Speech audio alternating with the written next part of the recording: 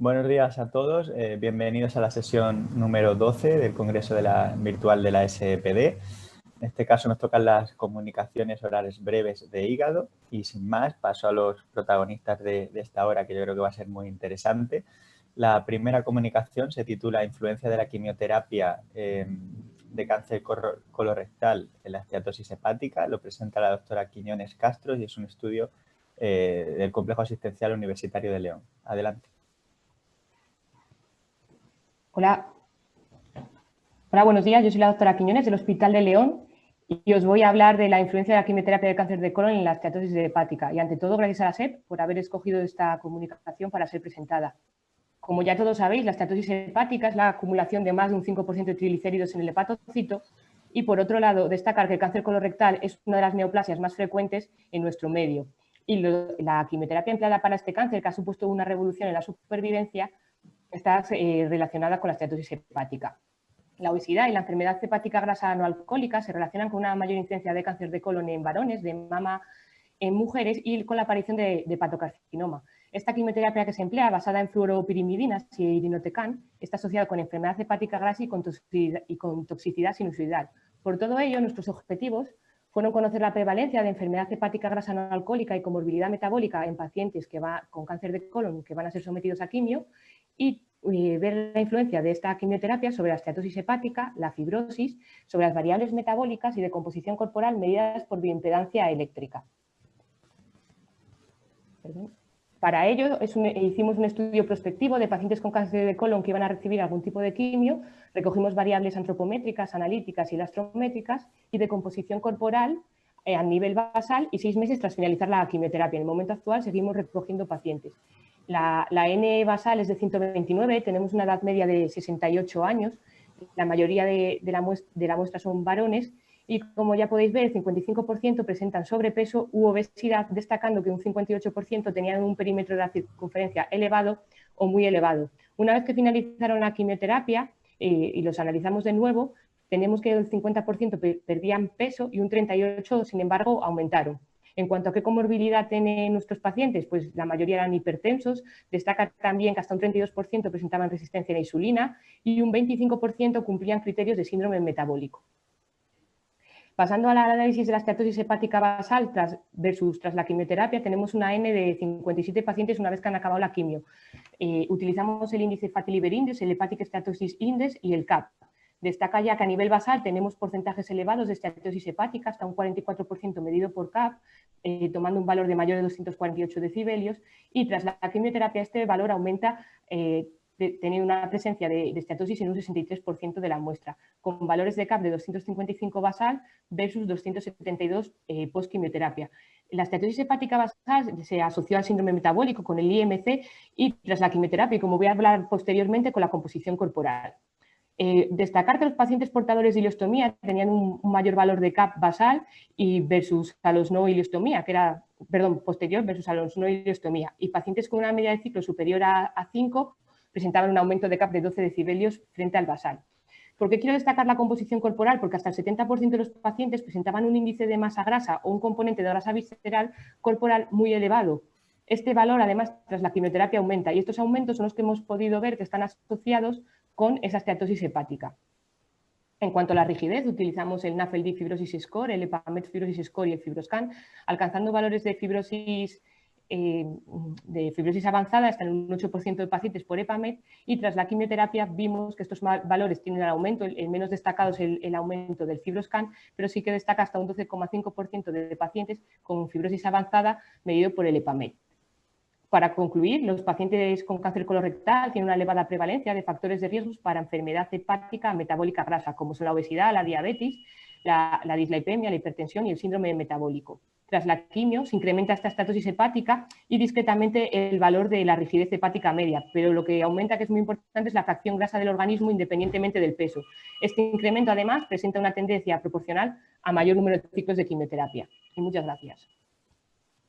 Muy bien, muchas gracias a ti. Presentación muy interesante. Tenemos un minuto para preguntas. En principio todavía no ha entrado ninguna por el chat. Yo te quería hacer dos preguntas breves. Una de ellas es si crees que en otros regímenes quimioterápicos de otros tumores, como por ejemplo cáncer de mama, podríamos encontrar hallazgos similares. Y si habéis mirado por curiosidad, si al revés, si cómo está la enfermedad hepática puede impactar, por ejemplo, en la efectividad de la quimioterapia o en la toxicidad de la quimioterapia. Pues con respecto a la primera pregunta, yo me imagino que sí, porque los regímenes que se emplean para el cáncer de colon sí que se emplean para otro tipo de tumores, entonces probablemente haya una relación y suceda lo mismo. Y en cuanto a la segunda pregunta, pues la verdad que no hemos mirado si puede, lo que me preguntaba si podría influir como esa toxicidad, pues no, eso no lo hemos analizado en este momento. Muy bien, muchas gracias. Pues A ustedes. yo creo que podemos pasar a la siguiente comunicación. Se titula El daño hepático inducido por hierbas y suplementos dietéticos en el registro latinoamericano de hepatotoxicidad. Es un estudio multicéntrico internacional liderado desde Málaga y presenta a la doctora Miren García Cortés. Adelante. Muchas gracias, Javier. Buenos días a todos. La hepatotoxicidad por hierbas y suplementos dietéticos es un problema de salud a nivel mundial cuya prevalencia, como podemos ver en la figura que sale en la diapositiva, es muy variable. En Latinoamérica, aunque se ha descrito una proporción de casos debido a este tipo de productos del 10%, no existen aún datos sobre las características de este tipo de hepatotoxicidad en estos países. Por lo tanto, el objetivo de nuestro estudio fue evaluar el fenotipo clínico y la evolución de los casos de daño hepático producido por hierbas y suplementos dietéticos en Latinoamérica, y para ello se analizaron las características demográficas, clínicas y los parámetros analíticos de los casos de hepatotoxicidad por este tipo de productos incluidos en el registro latinoamericano de DILI, el Latin DILI Network, desde el año 2011 al 2019. Y estos datos se compararon con los datos del registro español de hepatotoxicidad y con los datos publicados en otros registros de DILI. Se analizaron un total de 29 casos, lo cual correspondía al 8% de los casos incluidos en el registro de hepatotoxicidad latinoamericano, y vemos la tendencia que se apreciaba a lo largo de los años con un aumento progresivo de hepatotoxicidad por productos herbales progresivamente. Además, se vio que el 62% de los productos eran productos multiingrediente y el motivo para el cual se tomaban más frecuentemente era adelgazante en el 59% de los casos. En cuanto a los productos más frecuentemente implicados, este tipo de toxicidad fue la Camellia sinensis o té verde, con 7 casos, seguido de productos Herbalife y Garcinia camboya.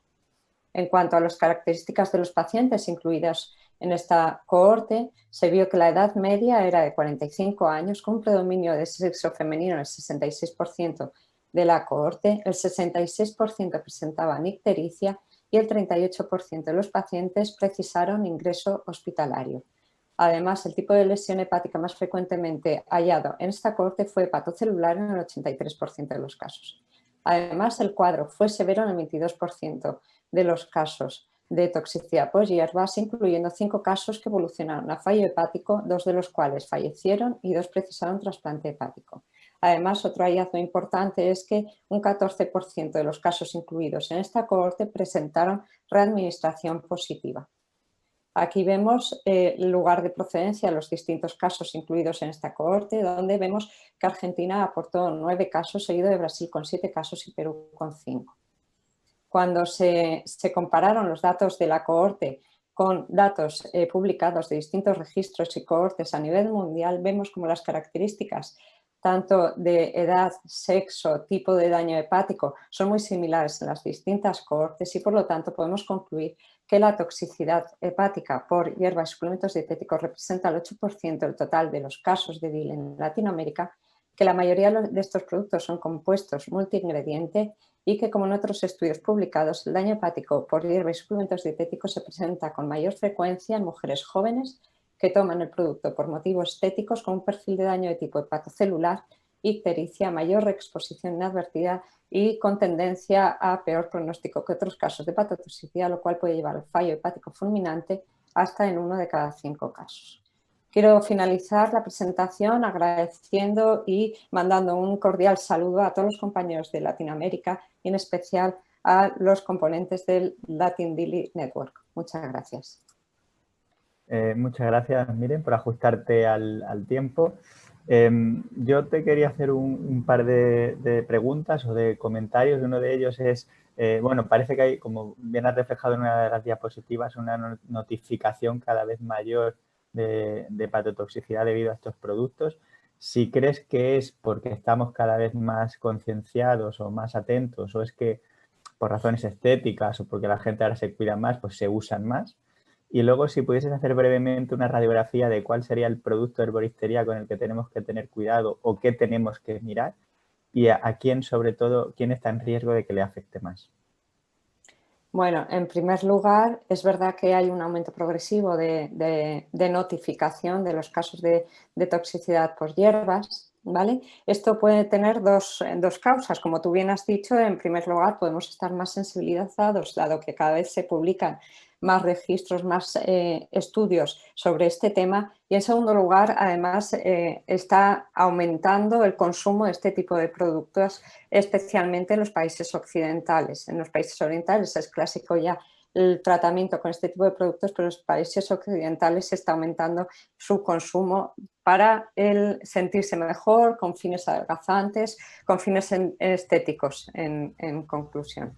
Y por otro lado, es verdad que el diagnóstico de este tipo de toxicidad es difícil y en cuanto a productos, ¿cuáles tienen más riesgo o qué personas pueden tener más riesgo? Esto todavía no se conoce con exactitud. Es verdad que tanto en el registro español de hepatotoxicidad como en el latinoamericano hemos visto que la Camellia sinensis o té verde es el producto que con mayor frecuencia se ha relacionado con este tipo de toxicidad. Sin embargo, la cantidad de gente que lo toma también puede ser mayor, con lo cual no tenemos datos de incidencia en cuanto a la toxicidad por productos de herboristería específicos. Muy bien. Y una última pregunta procedente del chat del profesor Albillos. Si la hepatotoxicidad que has presentado es una hepatotoxicidad directa o era relacionada con algún medicamento, una interacción con algún medicamento. O si es posible, ¿no?, discriminarlo. Sí, hombre, algunos de los pacientes sí tenían tratamientos convencionales porque algunos tenían comorbilidades, ¿vale? Pero en principio se han objetivado estos casos como casos debidos a productos de herboristería tras un estudio y una evaluación de causalidad pormenorizadas. Entonces se evalúa sobre todo la temporalidad en cuanto al tratamiento, las características del daño hepático y muchos de ellos, como hemos visto, tienen una readministración positiva, es decir, en un primer episodio no se ha sospechado que fuera el producto de herboristería el causante de la toxicidad y por eso se ha readministrado el producto y han tenido un segundo episodio. Muy bien, pues muchas gracias, Miren. Pasamos a la siguiente comunicación, cuyo título es la actividad de la cadena respiratoria mitocondrial predice la respuesta a corticoides y la mortalidad en pacientes con hepatitis aguda alcohólica. Presenta el doctor Pablo Solís Muñoz, es un estudio multicéntrico internacional. Adelante, Pablo.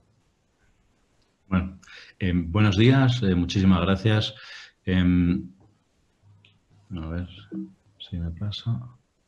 Vale. Entre los mecanismos implicados en el daño hepático provocado por el alcohol se encuentra la disfunción mitocondrial. La cadena respiratoria mitocondrial está constituida por 5 complejos enzimáticos que son los responsables de la producción de la energía en la célula y que en condiciones normales ya pierden algunos electrones y pueden provocar algo de estrés oxidativo, pero los mecanismos antioxidantes, sobre todo el glutatión y la superóxido dismutasa, son capaces de neutralizarlos. Sin embargo, cuando la cadena respiratoria mitocondrial falla, se acumulan especies reactivas del oxígeno y del nitrógeno. En modelos animales de esta enfermedad los resultados han sido contradictorios, con un aumento de la actividad de la cadena respiratoria en unos animales y un descenso en otros. En este estudio quisimos evaluar cómo se encontraba la cadena respiratoria mitocondrial en pacientes con hepatitis alcohólica grave y compararlos con pacientes con hepatitis alcohólica no grave. Además, si había alguna alteración, quisimos ver si esta se relacionaba con el pronóstico de los pacientes. Para ello se incluyeron a 77 pacientes con hepatitis alcohólica grave y a 14 pacientes con hepatitis alcohólica no grave que actuaron como grupo control. Se realizaron biopsias hepáticas a todos los pacientes, muchas de ellas por vía transyugular, y se congeló parte del tejido hepático para posterior determinación de la actividad de la cadena respiratoria. Todos los pacientes con hepatitis alcohólica grave recibieron corticoides, ya que habíamos excluido los que tenían contraindicaciones para corticoides, y 15 de estos pacientes, además de los corticoides, por decisión de su médico responsable, y generalmente eran pacientes con un índice Maddrey más elevado, fueron tratados también con N-acetilcisteína los 5 primeros días del tratamiento corticoideo. Se midió la respuesta a corticoides calculando el índice de Lille al 7º día y se siguió la evolución de los pacientes a los 28 días, a los 2 y a los 6 meses. Estas son las características de los pacientes incluidos en el estudio. Y como resultados observamos que la actividad de la cadena respiratoria mitocondrial estaba disminuida en los pacientes con hepatitis alcohólica grave entre un 13 y un 81% del grupo control, y este valor, este descenso, dependía del complejo que estudiásemos y de la gravedad de los pacientes. Los resultados que mostramos en las tablas, en las figuras, corresponden al complejo 1, ya que era uno de los más representativos, y se observó que en los pacientes que tenían hepatitis alcohólica grave, que son estos 3, la actividad del complejo 1 era significativamente menor que el grupo control, y además esta actividad iba disminuyendo a medida que aumentaba la gravedad del cuadro, medida por el índice de Maddrey. También determinamos la actividad del complejo 1 en función de la respuesta a corticoides, medida según el índice de Lille, y observamos que los pacientes que no habían respondido a corticoides tenían una actividad del complejo 1 significativamente menor que los que sí que respondieron a corticoides según el índice de Lille. Y también los pacientes que fallecieron tenían una actividad del complejo 1 también significativamente menor que los pacientes con hepatitis alcohólica grave que sobrevivieron. De hecho, una actividad del complejo 1 por debajo del 30% fue capaz de detectar a casi el 87% de los pacientes que fallecieron. Finalmente, en aquellos pacientes con una actividad del complejo 1 muy baja, menor del 30%, quisimos conocer la mortalidad en función del tratamiento que habían recibido.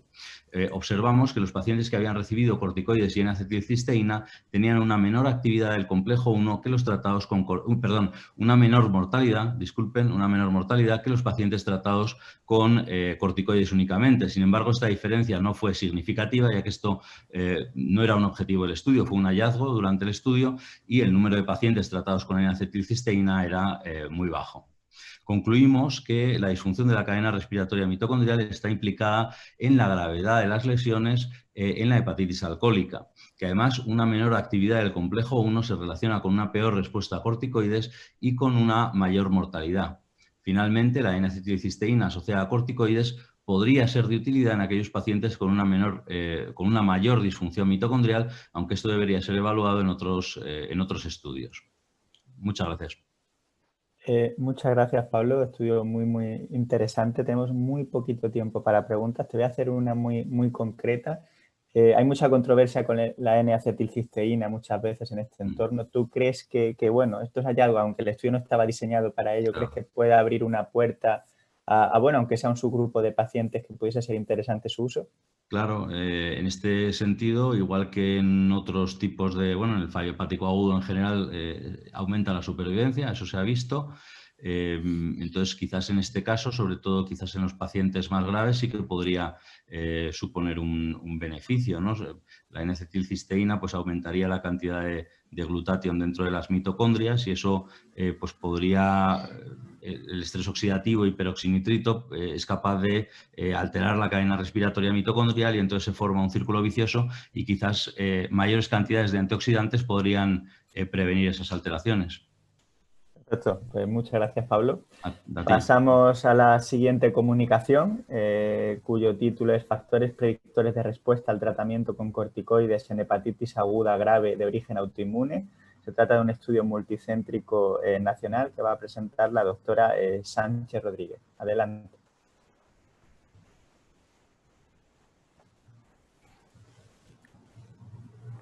Buenos días. La hepatitis autoinmune con presentación aguda grave supone con frecuencia un escenario clínico de gran incertidumbre. Por ello, nos propusimos estudiar la evolución y el pronóstico de una amplia cohorte de pacientes con este diagnóstico. Para ello, diseñamos un estudio observacional y retrospectivo en el que participaron 13 centros españoles y cuyo objetivo principal fue calcular la supervivencia libre de muerte y trasplante a los 90 días. Fueron incluidos 242 pacientes con unas características clínico-demográficas muy similares a las descritas previamente en la literatura. La enfermedad era más frecuente en mujeres, con una edad media de presentación en torno a 50 años, un mail medio al ingreso de 23 y el 17% ya siendo cirróticos en el momento del diagnóstico. En primer lugar, nos propusimos dilucidar si existían factores predictores de desarrollar el evento clínico en cuestión, identificando el sexo varón, un mayor MEL, la presencia de ascitis y encefalopatía y la ausencia de tratamiento corticoideo como aquellos factores que conferían un peor pronóstico, siendo este último factor el que más aumentaba el riesgo. Y tras identificar el tratamiento corticoideo como el principal factor que permitía mejorar el pronóstico de estos pacientes, nos centramos en describir cómo había sido empleado el tratamiento en nuestra serie. De los 242 pacientes, 205 recibieron esteroides, siendo la supervivencia libre de trasplante en este grupo del 71%, mientras que fue solo del 16% en los 37 pacientes que no recibieron corticoides. Por tanto, nos propusimos, dado que el 28% de los pacientes que habían recibido esteroides no respondían a los mismos, intentar dilucidar si existía algún factor que permitiese predecir una mayor probabilidad de respuesta al tratamiento corticoideo, identificando que una mayor edad, un mayor MEL y la presencia de ascitis conferían menor probabilidad de respuesta al tratamiento. Y así, mediante un modelo predictivo de riesgo, realizamos una ecuación que nos permitía calcular en el momento del ingreso del paciente la probabilidad de respuesta al tratamiento. Según nuestra ecuación, aquellos pacientes con una puntuación inferior a 1 tienen una probabilidad de respuesta al tratamiento cercana al 90%, mientras que los pacientes que obtienen una puntuación superior a 1,7 tienen una probabilidad de respuesta a corticoides que es inferior al 50%.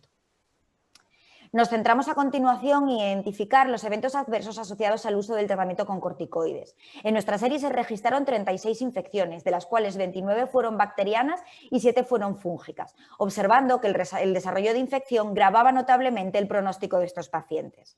En el caso de las infecciones bacterianas, el desarrollo de ascitis y encefalopatía conferían un mayor riesgo de desarrollo de infección bacteriana, mientras que en el caso de las fúngicas, solo una mayor edad se asoció a mayor riesgo de desarrollo de infección. No obstante, merece la pena señalar que, si bien este resultado no fue estadísticamente significativo, de las 7 infecciones fúngicas, 6 fueron aspergilosis y el 100% de estos pacientes habían recibido tratamiento corticoideo previamente. Por tanto, para concluir, el tratamiento con corticoides resulta eficaz en el tratamiento de los pacientes con hepatitis autoinmune aguda grave. Una mayor edad, una mayor puntuación MEL y la presencia de encefalopatía y ascitis al ingreso permiten conocer precozmente la probabilidad de respuesta a esteroides. La presencia de infección es un factor de mal pronóstico y, si bien el uso de corticoides no parece aumentar el riesgo de infección bacteriana, sí podría relacionarse con un mayor riesgo de infección fúngica. Muchas gracias y muchas gracias a todos los que han colaborado en el estudio. Bueno, muchas gracias a ti, Eugenia. Simplemente quiero hacer un pequeño recordatorio. Pido perdón porque hay algunas preguntas que están entrando en el chat, pero hay un cierto decalaje de tiempo. Entonces, en lo posible, si podéis hacer las preguntas mientras está siendo la presentación, sé que es difícil, pero lo agradecería. Eugenia, un estudio muy bonito y además creo que muy útil y muy necesario por el campo en el que está. ¿Habéis pensado validar externamente este modelo en una población diferente a la que se ha desarrollado? Efectivamente, ese es nuestro siguiente paso, aunque contamos con una limitación importante y es el sesgo de selección, puesto que indudablemente puede haber una limitación en cuanto a que los pacientes que están clínicamente peor vayan directamente a trasplante y no a corticoides. Entonces, antes de realizar la validación, estamos con los estadísticos trabajando en hacer un análisis estratificado que nos permita solventar el sesgo y a partir de ahí el siguiente paso será validarlo. Sí, de hecho, mi segundo comentario va un poco por ahí en el sentido de que si a lo mejor merecería la pena los pacientes que fallecen o se trasplantan en los primeros días, a lo mejor se podrían excluir para ver mejor quizá, ¿no?, la utilidad de los corticoides, ¿no?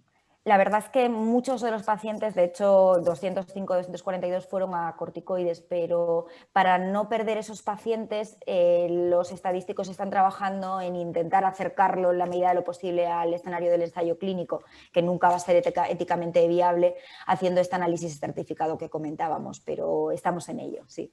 Muy bien, pues muchas gracias. Pasamos sin más dilación a la siguiente comunicación, cuyo título es Utilidad de los marcadores no invasivos y cambios en la elastografía transitoria tras la respuesta viral sostenida en la predicción de hepatocarcinoma en pacientes con hepatitis C.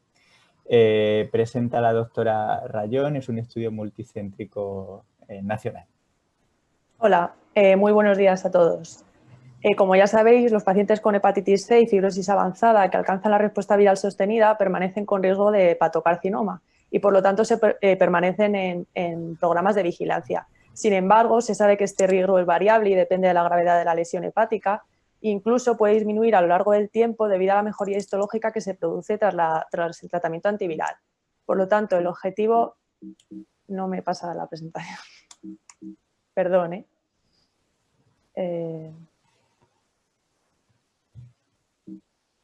Con sí, el ratón. Sí, pero no... vale, perdón, Por lo tanto, el objetivo de nuestro estudio es evaluar la capacidad predictiva de la elastografía basal y los test serológicos no invasivos y sus cambios tras la respuesta viral sostenida para identificar a aquellos pacientes con bajo riesgo de hepatocarcinoma. Es un estudio multicéntrico en el que participan 8 hospitales de la Comunidad de Madrid, incluyendo pacientes con un FibroScan mayor de 9,5, presencia de signos de hepatopatía avanzada. Se excluyeron aquellos pacientes coinfectados con otros virus, con enfermedad descompensada o con diagnóstico de hepatocarcinoma previo al tratamiento. Finalmente, se incluyeron 1.046 pacientes que alcanzaron la respuesta viral sostenida con antivirales de acción directa. Se les realizó una elastografía y marcadores serológicos tanto de forma basal como al año como a los 3 años del fin del tratamiento, incluyendo finalmente 993 pacientes que alcanzaron el seguimiento al año sin eventos hepáticos. Finalmente, 35 de ellos fueron diagnosticados de hepatocarcinoma tras una mediana de seguimiento de 45 meses. Las variables predictivas independientes para el riesgo de hepatocarcinoma fueron la elastografía basal, la albúmina, el delta FibroScan al año y el score FIB4 al año.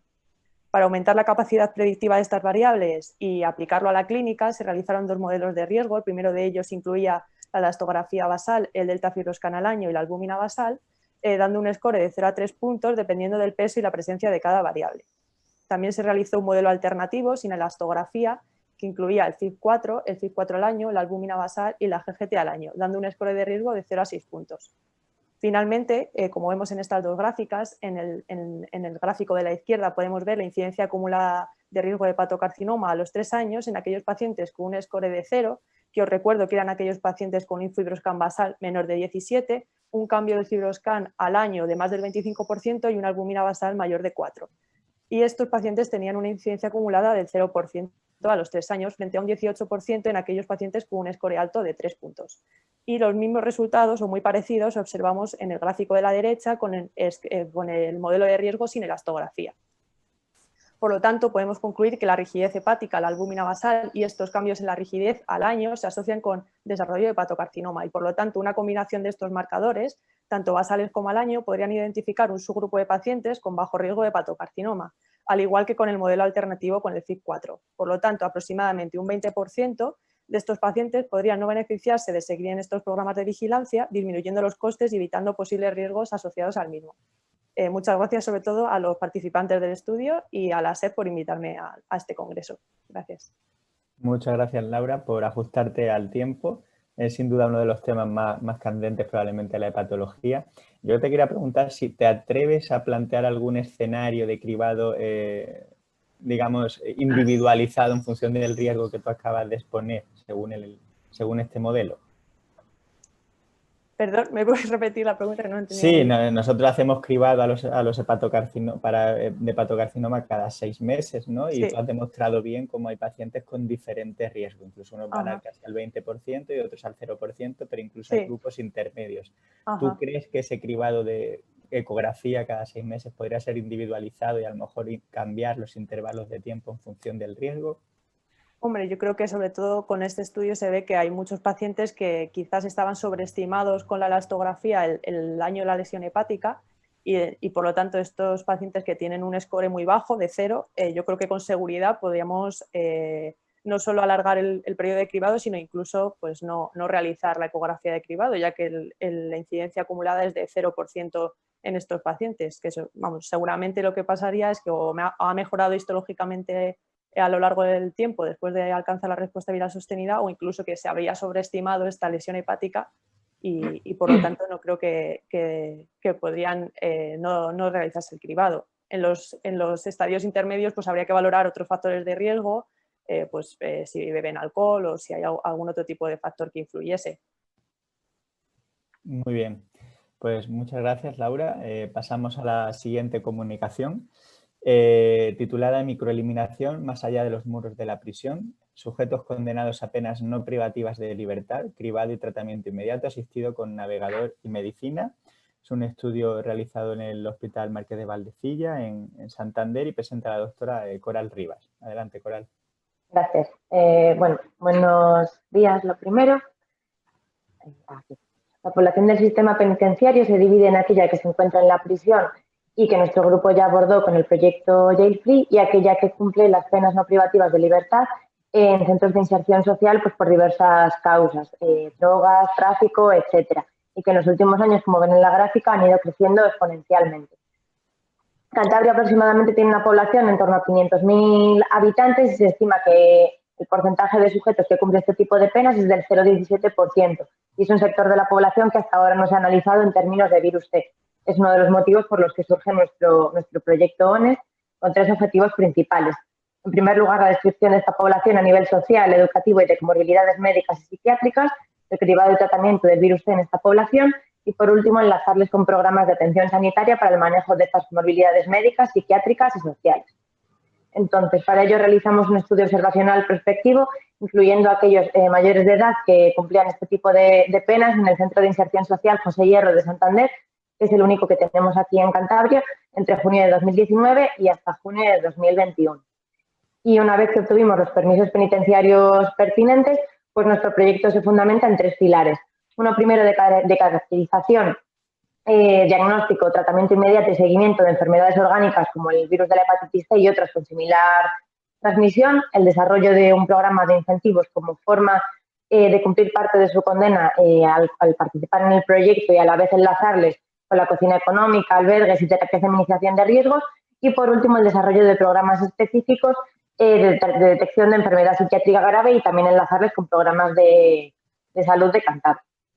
Todo ello, acompañado de la figura del navegador, que en nuestro caso era una psicóloga. Entonces, después de realizar una entrevista clínica rápida, llevábamos a cabo el cribado sistemático de virus T, comenzando por los anticuerpos mediante el sistema OraQuick y en aquellos positivos con detección de la carga viral en sangre capilar mediante GeneSpec. Y todos aquellos con PCR positiva contactaban ese mismo día con la consulta de patología de Valdecilla mediante telemedicina e iniciaban tratamiento antiviral inmediato. Como pueden ver aquí, invitamos a participar a 425 sujetos con una tasa de aceptación del cribado de 91,3, identificando carga viral detectable en un 3,3% de la muestra. Destaca también un importante abuso de sustancias y una estancia en prisión, con resultados algo similares a lo que obtuvimos ya previamente con el Jail Free. Si atendemos a las características de los pacientes con virus T, podemos ver cómo en su totalidad eran varones con una edad media de 47,5 años y una fibrosis media medida con fibroscan de 10 kilopascales. Como pueden ver aquí, de estos 13 sujetos con carga viral positiva, perdimos seguimiento en 2 por traslado de comunidad, pero los otros 11 recibieron tratamiento antiviral y de ellos hemos podido comprobar la respuesta viral sostenida de momento en 5 de ellos. Y ya como conclusiones de nuestro estudio, bueno, pues la población que cumple penas no privativas de libertad es un grupo complejo, difícil de abordar y con una alta prevalencia de infección por el virus T, y por ello abordajes de microeliminación como este, que utilizan estrategias de diagnóstico rápido, telemedicina y el navegador, son necesarias para estas poblaciones que son tan vulnerables y complejas. Y ya está, muchas gracias. Bueno, muchas gracias a ti, Coral. Yo creo que este es uno de los ejemplos de por qué hay que ser proactivo en medicina, porque ser proactivo es sinónimo de éxito. Yo te quería preguntar, tengo muy pocas dudas, los resultados son claros, sobre el porcentaje de pacientes, que creo que era en torno a un 10%, que finalmente no accedían o no entraban en este sistema. Si habéis analizado por qué eran, si eran motivos personales de los pacientes o lo que fuese. No lo hemos analizado concretamente, pero bueno, es un poco pues todo. Ya, o sea, es una población muy compleja, muy vulnerable y que es difícil que tengan adherencia. Entonces era un poco pues multifactorial en ese sentido. Muy bien. Bueno, pues felicidades de nuevo por la presentación. Como vamos un poquito justos de tiempo, pasamos a la siguiente comunicación. Microeliminación de la hepatitis C, estudio intervencional sobre pacientes diagnosticados que no acceden al sistema. Es un estudio en 2 fases realizado en el Hospital Universitario Virgen Macarena y presenta a la doctora Pilar del Pino Bellido. Adelante, Pilar. Hola, buenos días. En primer lugar, decir que desde la implementación del Plan Estratégico Nacional se han tratado más de 150.000 pacientes en España del virus de la hepatitis C. Sin embargo, actualmente persiste un importante grupo de pacientes que no han sido diagnosticados. Una de las estrategias para facilitar el diagnóstico y la derivación de estos pacientes es el diagnóstico en un solo paso. Sin embargo, esto solo se va a aplicar a los nuevos diagnósticos, pudiendo ser excluidas aquellas serologías positivas previas que no hubieran cumplido el proceso diagnóstico. Los objetivos de nuestro estudio fueron dos. En primer lugar, identificar y confirmar infección activa en los pacientes que no hubieran sido derivados a consulta. Y en segundo lugar, recuperar pacientes con infección crónica que no hubieran completado la cascada de manejo de la hepatitis C por inasistencia al sistema. En nuestro estudio incluimos las serologías antivirus C positivas entre enero de 2013 y mayo de 2018 en el área sanitaria Virgen Macarena. Nuestro estudio se compone de dos fases. Una primera fase, que es un estudio analítico retrospectivo, en el cual nosotros buscamos identificar qué sujetos no habían sido derivados a nuestras consultas o aquellos que habían sido derivados pero que habían perdido seguimiento. La segunda fase fue un estudio de intervención en el cual se creó un circuito directo de atención simplificada con atención primaria y los centros de adicciones, y en segundo lugar se creó una consulta específica de hepatitis C en el cual los sujetos que no habían sido derivados o que se habían perdido fueron invitados a realizarse exploración, analítica, carga viral y elastografía. En cuanto a nuestros resultados, nosotros partimos de 1.300 serologías positivas, de las cuales 1.041 son derivadas. Se confirma la infección en 915 y 659 presentan infección activa, siendo la tasa de tratamiento de un 68,4%. Se tratan 415 pacientes. En concreto, nosotros tenemos 289 pacientes que no son derivados, lo que supone un 22%, y una tasa de pérdida de inasistencia de pacientes que pierden seguimiento de un 23,1%, es decir, 241 pacientes. Y en la segunda fase, que fue una fase de intervención, de estos 530 pacientes que no fueron derivados o que perdieron en algún momento seguimiento, nosotros contactamos con 258, lo que supone aproximadamente un 50%. De ellos, 157 tenían carga viral positiva, lo que supone un 61%, y se trataron 141 de estos pacientes, lo que supone un 91%. De ellos, 114 consiguieron respuesta viral sostenida, lo que supone una tasa de un 85%.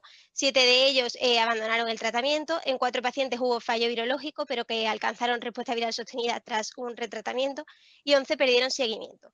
Y destacar como datos llamativos que tenemos una tasa de fibrosis avanzada de un 35,67%. En 3 pacientes se diagnosticó un hepatocarcinoma, uno de ellos fue derivado para trasplante hepático y un 20% desconocía tener una serología positiva. Como conclusiones, decir que la eliminación de la infección por virus de la hepatitis C va a requerir medidas proactivas de búsqueda y de adherencia de pacientes, y que la simplificación del proceso de derivación, diagnóstico y tratamiento, así como el trabajo interdisciplinar, se va a traducir en altas tasas de curación. Finalmente, decir que los sujetos perdidos del sistema van a precisar seguimiento debido al alto porcentaje de fibrosis avanzada. Muchas gracias. Gracias a ti, Pilar, por la presentación. Yo creo que, como el comentario que he hecho anteriormente, cuando somos proactivos siempre es sinónimo de éxito, y de hecho da un poco de miedo ver el porcentaje tan alto de enfermedad hepática avanzada. Yo te quiero hacer una pregunta muy concreta, y es que, bueno, está claro que si hacemos el esfuerzo y buscamos a los pacientes, tenemos un rendimiento. ¿Cada cuánto tiempo crees que debemos hacer esta estrategia de buscar a los pacientes que estén perdidos? Es decir, vosotros habéis hecho un esfuerzo ahora. Puede ser que en adelante se vuelvan otra vez a perder pacientes. ¿Cuánto intervalo de tiempo deberíamos tener en cuenta para volver a hacer una estrategia similar? Pues la verdad es que no sé, supongo que esto hay que hacerlo repetidamente, ¿no? Nosotros hemos hecho una consulta simplificada con atención primaria para que nos vayan derivando los pacientes, y hacer un estudio como este, pues cada cierto tiempo. Aunque ahora con las estrategias como un solo paso o gota seca, pues cada vez va a ser más fácil que se nos dejen de perder este tipo de pacientes. Totalmente de acuerdo. Pregunta breve del profesor Romero Gómez. ¿Cuál es el porcentaje de pacientes curados sobre el total de detectados? El porcentaje de pacientes curados, tenemos una tasa de respuesta viral sostenida de un 85%. Perfecto, pues ese era el dato. Muy bien, muchas gracias, Pilar. Pasamos a la siguiente comunicación. El título es: la elastografía esplénica medida por ARFI permite seleccionar a un subgrupo de pacientes con cirrosis hepática y alto riesgo de descompensación. Es un estudio realizado en el Hospital Universitario Puerta de Hierro de Madrid, y presenta a la doctora Elba Llop. Elba, adelante. Hola, ¿qué tal? Buenos días a todos. En primer lugar, me gustaría agradecer a la SEP la aceptación de esta comunicación. Es decir, que como ya saben todos, en la cirrosis hepática existen unas escalas pronósticas como son el Child-Pugh y el MER, que tienen ciertas limitaciones porque no evalúan todos los escenarios, y también que el gradiente de presión venosa hepática tiene mucha utilidad como marcador pronóstico, y de hecho se sabe que existen unos puntos de corte, como son el punto de corte de 10 milímetros de mercurio, que permite predecir las descompensaciones clínicas y el desarrollo de hepatocarcinoma, que es lo que se conoce como hipertensión portal clínicamente significativa, o el punto de corte de 16, que permite predecir la supervivencia. Sin embargo, el gradiente de presión venosa hepática es una herramienta que se utiliza solo en determinados centros y que es invasiva, y es por esto que en los últimos años se han desarrollado técnicas elastográficas no solo que se realizan a nivel hepático sino a nivel esplénico, y que han intentado correlacionar el gradiente con las técnicas elastográficas y detectar hipertensión portal clínicamente significativa. Y así como se muestra en las gráficas de la derecha, la elastografía hepática medida por ARFI se ha correlacionado muy bien con el gradiente de presión venosa hepática, y también la elastografía esplénica medida por ARFI, y permite detectar adecuadamente hipertensión portal clínicamente significativa. Sin embargo, estas técnicas no se han evaluado tan bien para predecir el pronóstico de la cirrosis hepática. Es por esto que el objetivo de nuestro estudio fue evaluar si la elastografía hepatoesplénica medida por ARFI era capaz de predecir el pronóstico de la cirrosis hepática y su correlación con el gradiente de presión venosa hepática. Y para eso realizamos un estudio prospectivo en el que incluimos a los pacientes consecutivos con cirrosis hepática de cualquier etiología a los que les medíamos el gradiente de presión venosa hepática. Estos fueron los criterios de exclusión, y el mismo día de la medición del gradiente de presión venosa hepática realizábamos una analítica, medición de ARFI hepatoesplénico, y recogíamos datos de elastografía de transición hepatoesplénica si disponíamos de ellos hasta 6 meses antes. Se incluyeron finalmente 76 pacientes con un seguimiento medio de 41 meses, la edad media fue 56 años y predominantemente fueron varones. La etiología fundamental fue el virus de la hepatitis C, y había un 76,3% de los pacientes que estaban compensados. En la gráfica muestro las medias del gradiente de presión venosa hepática, del ARFI hepatoesplénico y de la elastografía de transición hepatoesplénica. En primer lugar, una de las cosas que vimos fue que existía una buena correlación entre la elastografía de transición hepática y el gradiente de presión venosa hepática, y el ARFI esplénico y el gradiente de presión venosa hepática. Por otra parte, en nuestra cohorte global la mortalidad fue del 13,2% y 6,6% de los pacientes se sometieron a trasplante hepático. De la cohorte global, como hemos dicho, 58 pacientes tenían una cirrosis compensada y 20 presentaron el primer episodio de descompensación durante el seguimiento. Los factores que se relacionaron independientemente con el primer episodio de descompensación fueron el MEL basal y el ARFI esplénico basal, con las hazard ratio que se muestran en la gráfica. Y así, un ARFI esplénico mayor o igual a 3 metros por segundo nos permitió seleccionar un grupo de pacientes que presentaban una probabilidad acumulada de descompensación hepática a los 12 y a los 24 meses significativamente más elevada que aquellos que tenían un ARFI esplénico menor a 3 metros por segundo. Con respecto a la cohorte global, los factores que se relacionaron con la mortalidad fueron la albúmina basal, el MEL, la bilirrubina y el tamaño del bazo. Y en conclusión, el MED y el ARFI esplénico permiten predecir la descompensación hepática en pacientes con cirrosis compensada, y un ARFI esplénico mayor o igual a 3 metros por segundo selecciona un subgrupo de pacientes con alto riesgo de descompensación hepática. Muchas gracias. Gracias, Selva. Vamos un poquito justos de tiempo. Un comentario muy breve, una pregunta muy breve. El ARFI no deja de medir la elastografía esplénica de una manera. ¿Crees que estos resultados podrían ser transversales a otras maneras de medir la elastografía esplénica, por FibroScan que lo habéis mirado, o por otros tipos de ShareWave?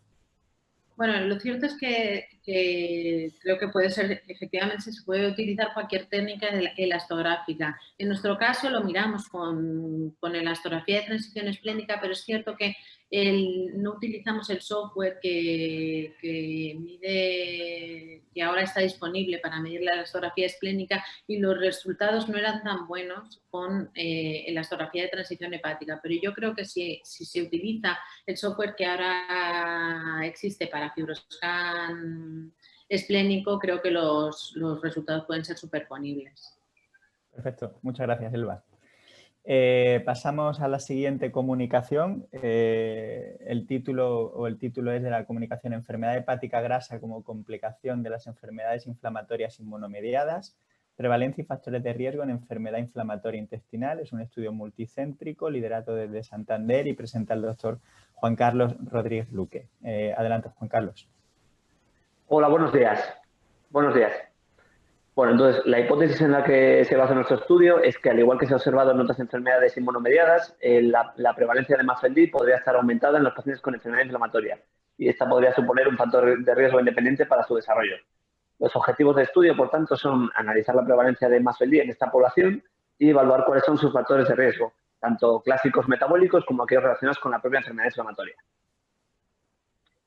Entonces, en cuanto a material y métodos, nuestro estudio es un estudio de casos y controles en el que se invitó a participar a todos los pacientes de la consulta monográfica de inflamatoria de nuestro centro. Participaron 880 de ellos y estos se parearon 1 a 2 por sexo, edad, IMC y diabetes con una muestra aleatoria de la población general. A todos ellos se les determinó una serie de parámetros clínicos, analíticos y un fibroscan con CAP. Gracias a ello obtuvimos una prevalencia de MAFLD significativamente superior en los pacientes con enfermedad inflamatoria, que vemos de 42% frente a un casi 33% de los controles. En el análisis multivariante para buscar qué factores pueden estar implicados, vimos que la enfermedad inflamatoria es el principal factor de riesgo independiente con una odds ratio de 2. Y comparando una población MAFLD con inflamatoria frente a la MAFLD control, vimos que los primeros presentaban una menor prevalencia de comorbilidad metabólica que los otros. Analizando la prevalencia de fibrosis avanzada, vimos también en el análisis multivariante que la enfermedad inflamatoria de nuevo era el principal factor de riesgo independiente para su desarrollo, con una odds ratio de 4,6. Y de nuevo, comparando los pacientes con MAFLD inflamatoria y MAFLD control, vimos que la prevalencia de fibrosis avanzada en los primeros era de 4 veces superior a los controles y estas diferencias se acentuaban en ausencia de factores metabólicos. Luego nos preguntamos por último también si había alguna diferencia en la prevalencia de fibrosis avanzada entre los diferentes tipos de enfermedad inflamatoria y vimos que sí, que los pacientes con enfermedad de Crohn presentaban una mayor prevalencia de fibrosis avanzada. Y en el análisis multivariante vimos que la presencia de enfermedad de Crohn era un factor de riesgo independiente para su desarrollo con una odds ratio de 2,1. Y bueno, un poco como conclusiones del estudio, la prevalencia de MAFLD es significativamente mayor en los pacientes con enfermedad inflamatoria y esta supone el principal factor de riesgo independiente para su aparición. En cuanto a la fibrosis avanzada, también su prevalencia es significativamente superior en los pacientes con MAFLD e inflamatoria y este es su principal factor de riesgo para su aparición. Y por último, dentro de los pacientes con enfermedad inflamatoria, los pacientes con enfermedad de Crohn presentan se trata de un factor de riesgo independiente para la aparición de fibrosis avanzada.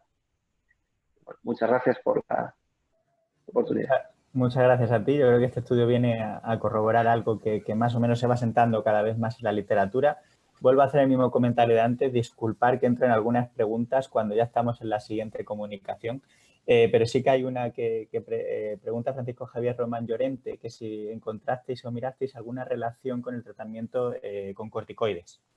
Sí, analizamos todos los tratamientos, tanto previos como actuales, corticoides, inmunosupresores, metotrexate, fármacos relacionados con ceatosis por sí mismos y en principio no se encontró ninguna relación. Únicamente con los biológicos, el uso actual de biológicos era un factor predisponente de fibrosis avanzada, pero con la presencia de MAFLD no se encontró ninguno. Muy bien. Otra pregunta de Marta Alonso Peña. ¿Debería denominarse en este caso MAFLD con M, ¿no? Con el reciente cambio de nombre, si no tiene características metabólicas? Bueno, dentro de la definición que ha propuesto SLAM en el Journal of Pathology, en principio comentaba que sería un síndrome en el que habría mecanismos metabólicos implicados. No tiene por qué existir siempre una predisposición, unos factores metabólicos subyacentes. O sea, la fisiopatología sería metabólica, pero no siempre tiene que haber algún factor metabólico. Entonces, nosotros lo que proponemos en este estudio es que un nuevo brazo de esas diferentes posibilidades sería el presentar una IMID y esteatosis, sería un nuevo grupo de este espectro clínico que es el MAFLD. Bien, muchas gracias. Pues enhorabuena por el estudio. pasamos a la siguiente comunicación, en la penúltima de la sesión. Evaluación de una firma de microARNs como biomarcador sérico para identificar respuesta hemodinámica y disfunción cardíaca con beta-bloqueantes en pacientes con cirrosis descompensada. Es un estudio también multicéntrico, nacional, y presenta la doctora García de Paredes. Adelante. Buenos días. Ahora. Con el ratón. Ahora, la ascitis refractaria representa una fase de descompensación grave de la cirrosis hepática que se caracteriza por la presencia de disfunción circulatoria severa. Los betabloqueantes cardioselectivos podrían tener un efecto deleterio en estos pacientes al comprometer los mecanismos de compensación cardíaca. Los microRNAs son moléculas que modulan la expresión génica mediante regulación posttranscripcional y se ha postulado que podrían ser interesantes biomarcadores diagnósticos y pronósticos no invasivos al presentar distintos patrones séricos en función de las distintas patologías. Ahora.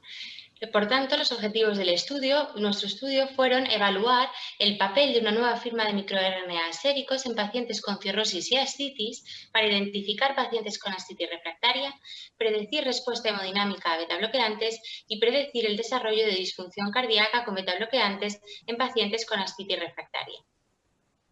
Para ello identificamos una firma de microRNAs 8 que aparecen recogidos en la tabla, todos ellos registrados en Mirbase, que fueron seleccionados en base a su expresión diferencial en el secretoma de hepatocitos de cultivos hepatocitarios primarios procedentes de hígados cirróticos y de hígados no cirróticos.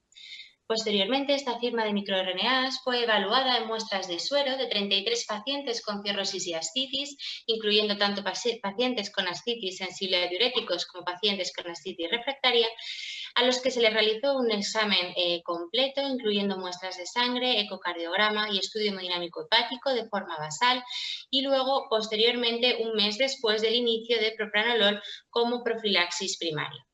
La firma de microRNA se evaluó también en 33 controles sanos apareados por sexo y edad. Importante, la respuesta hemodinámica se definió como una reducción superior al 10% del gradiente de presión venosa hepática y la función sistólica cardíaca se evaluó mediante ecocardiografía. Al evaluar en las muestras de suero la firma de microRNAs en los pacientes cirróticos y en los controles sanos, objetivamos niveles distintos significativamente en 6 de los 8 microRNAs de la firma. Respecto a la disfunción circulatoria, microRNA 885 y microRNA 452 presentaron niveles basales que se correlacionaron con las resistencias vasculares sistémicas de los enfermos.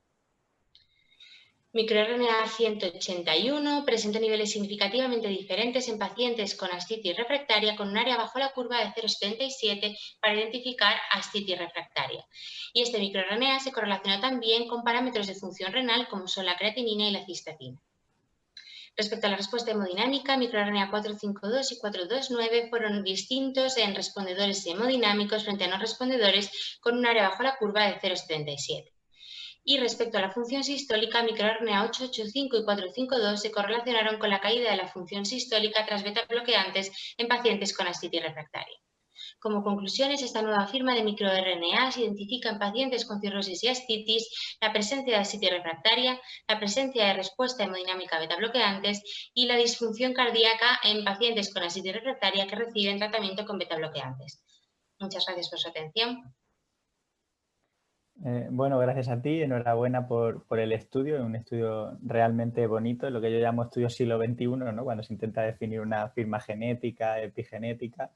Yo te quería hacer una pregunta mientras esperamos siempre alguna pregunta en el chat y es, yo soy muy clásico a la hora de elaborar modelos, ¿no? Y entonces yo te quería preguntar si vosotros habéis comparado si la predicción o la precisión del modelo que vosotros planteáis con microRNAs es superior a las combinaciones de modelos clásicos con variables clínicas a la hora de predecir los mismos eventos y si crees que merecería la pena a lo mejor incluso combinarlos, porque a lo mejor se podría aumentar la precisión.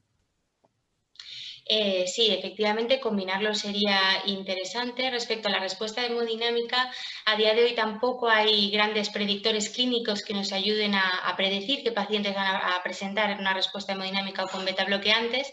Entonces, pues podría ser interesante. Pero sí, yo creo que los microRNAs, su papel probablemente sea combinado con otros parámetros clínicos, analíticos, no solo el microRNA en sí. Pregunta Marta Alonso si se conoce qué genes están regulados por estos microRNAs y si tienen alguna implicación fisiopatológica. Sí, microRNA 181 sobre todo sí que se ha implicado en modelos experimentales en ratones, en la presencia en la progresión de la disfunción circulatoria y en el remodelado cardíaco, fundamentalmente. Entonces, en ese sentido sí que tiene una base fisiopatológica de eventos que pueden acontecer en pacientes con cirrosis evolucionada, como son los pacientes con ascitis refractaria. Muy bien. Pues muchas gracias. Nos quedan 5 minutos, que son los últimos 5 minutos para la última comunicación.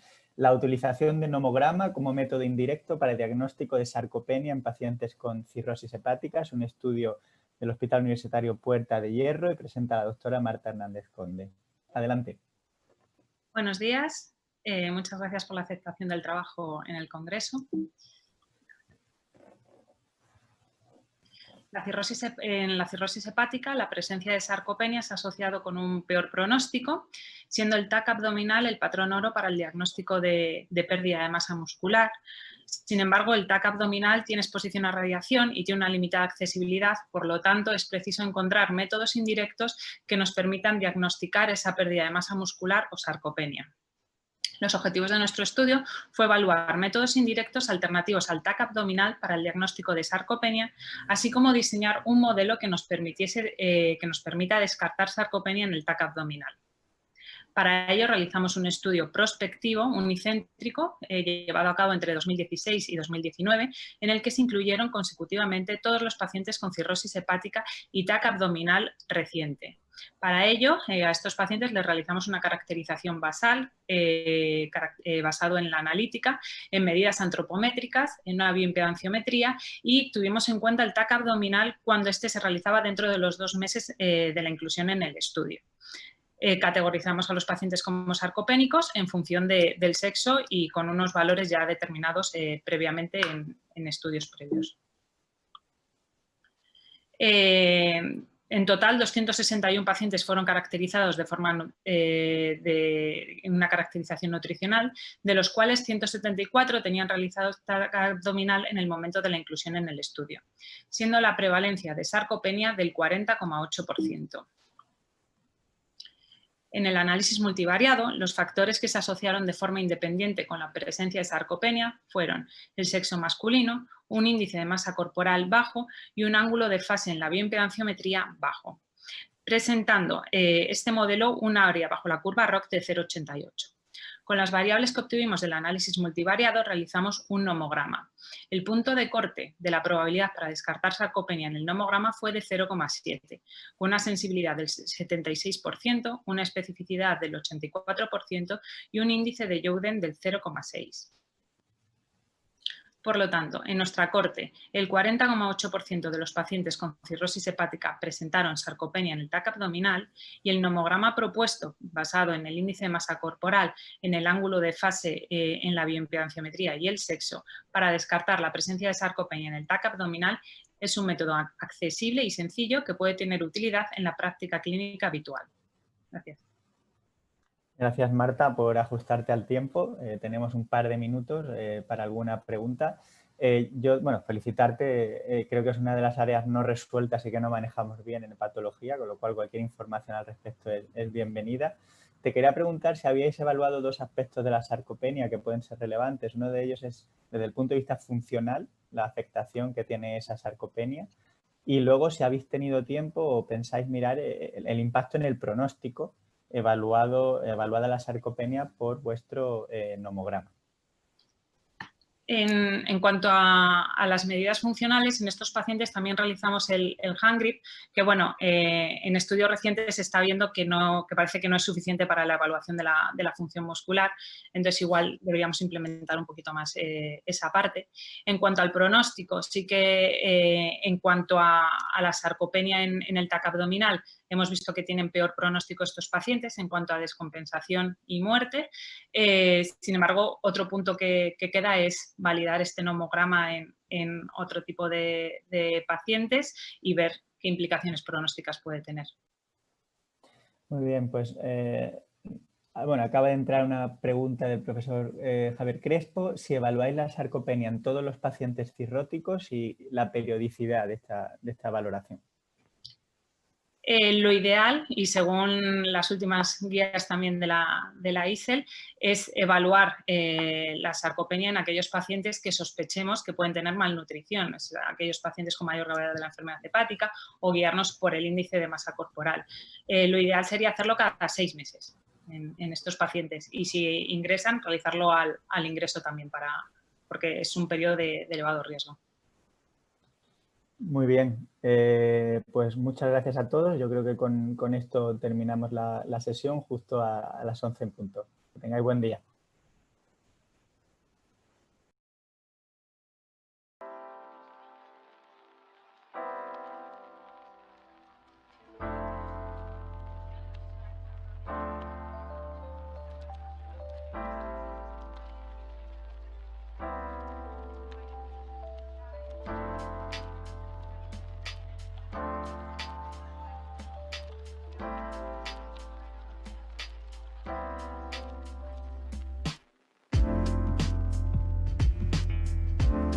La Sociedad Española de Patología Digestiva apuesta por el gran potencial de la inteligencia digestiva. Entendemos por inteligencia digestiva un esfuerzo sistemático en el que desde la práctica clínica se generan datos y se recopilan